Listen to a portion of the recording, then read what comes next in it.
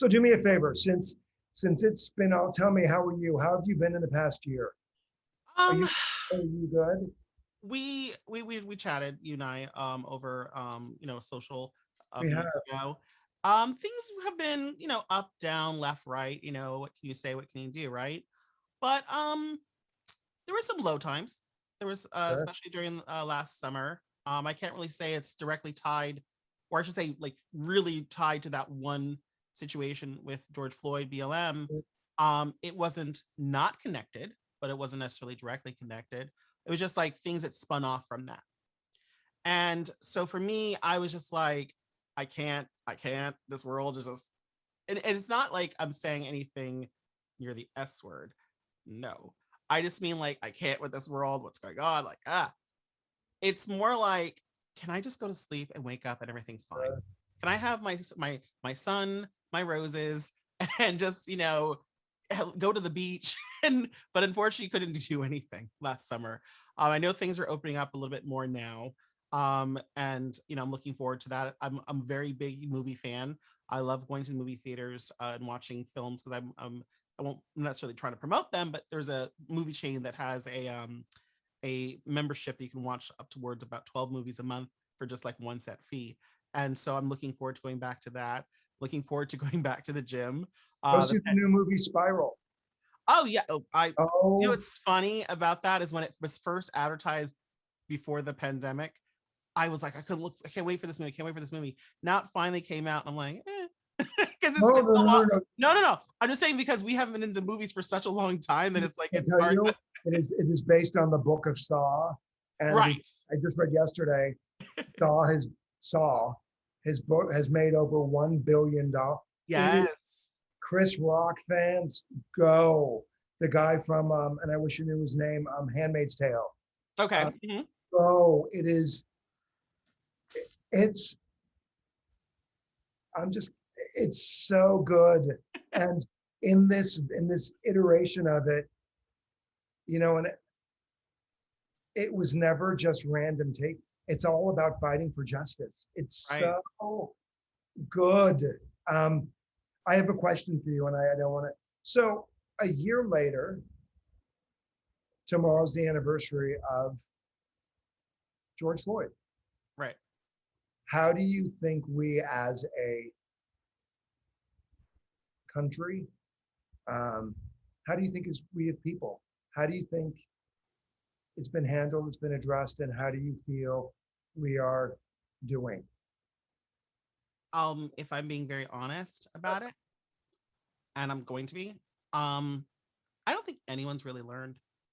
And what I mean by learning is not necessarily related to Black Lives Matter, because from my perspective, and maybe I'm looking at it from the wrong way, but when it came to the Asian hate, when it comes to the most recent anti-Semitic attacks, what really hurts me is to know that last year there was a big push for making Black Lives Matter.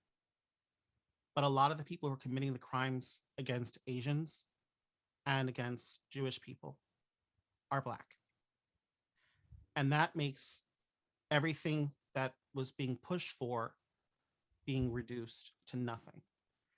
And again, if I'm being honest, it almost makes it seem that people are justified for hating Black people Sure. because, in their eyes, Black people commit X, Y, Z crime because there are people who do it. And because they do it, it makes it seem like anyone who looks like them does it as well. Sure. That holds true for pretty much anything when it comes to one person does it, another person does it, and then it becomes a stigma. When I look at, I watch news on, like, I watch the local news, but I watch it like on YouTube and stuff. And I like doing that because I get to see people's reactions in the sense of comments to that story versus just watching on the news myself. And I see all these comments about the lack of noting the race of the suspect by the people who are making the comments on those news stories. And I can't fault them for pointing that out because it seems like the news is trying their best not to point that out.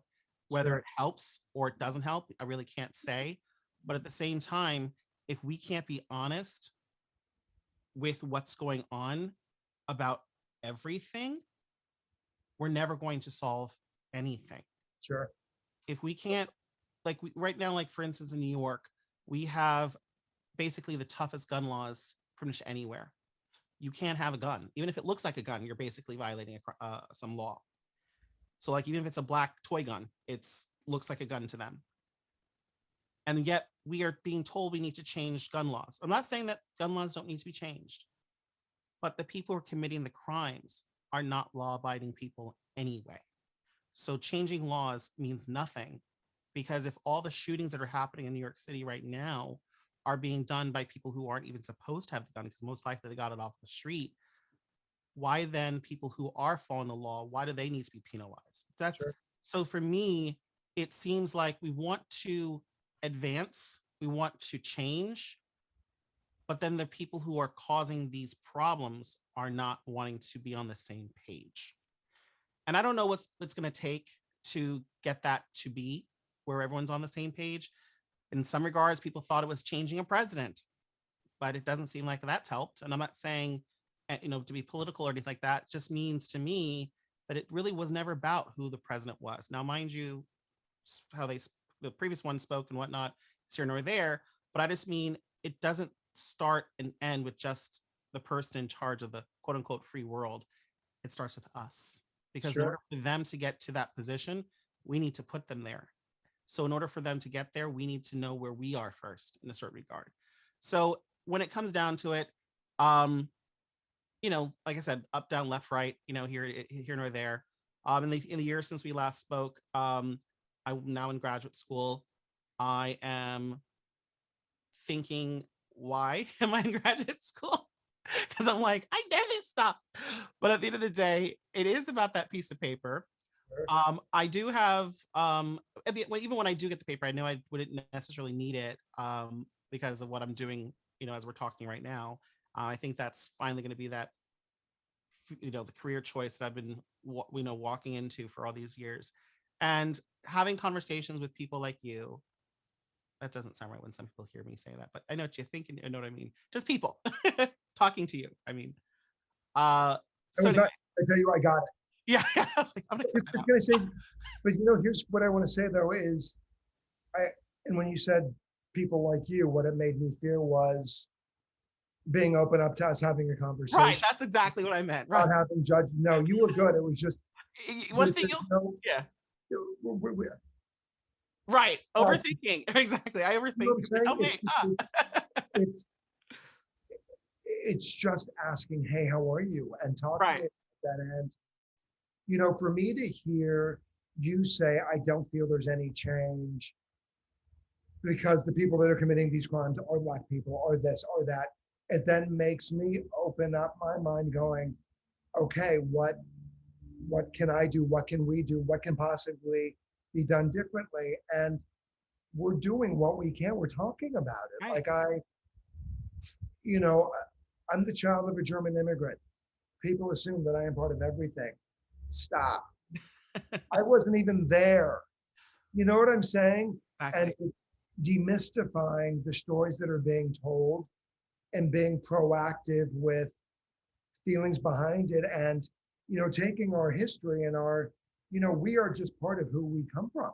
Right. So taking what they went through, bringing it forward, and then paying it forward.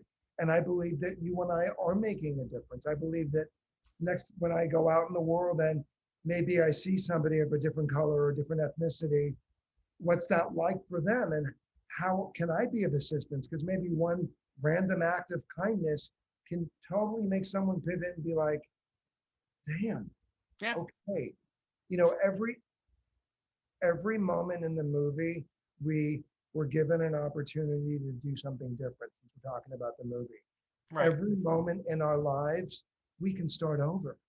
Exactly. So what can we do? And if it starts with us on this podcast, we've done something good today. You Yeah. know what I'm saying? And it's just being open to the conversation and understanding and just asking. So Well, yeah, I'm gonna wrap it up and just say that I'm glad we had this conversation, not just because we're just talking about a movie, but it's a conversation itself. And Oh my that's what God. I want to do. I want to have conversations with people. I said that to you before. And you are one of the people I've spoken with who's actually like had conversations with me instead of me just asking all the questions. But I will say that you've made my day feel so much better because I was having a lot of stressful stuff getting, prepared for this and all this other stuff I was dealing with. But just the mere fact that you asked me that question and I felt comfortable being able to tell you, I feel like a lot of stress has been taken off my shoulder. I feel like I can actually take a breath and that I can breathe, not just taking a breath, but breathing air. So thank you so much, Gregory. Thank, you're gonna make me cry. So thank you. I love that I got to come back and talk to you. And Yes, yes.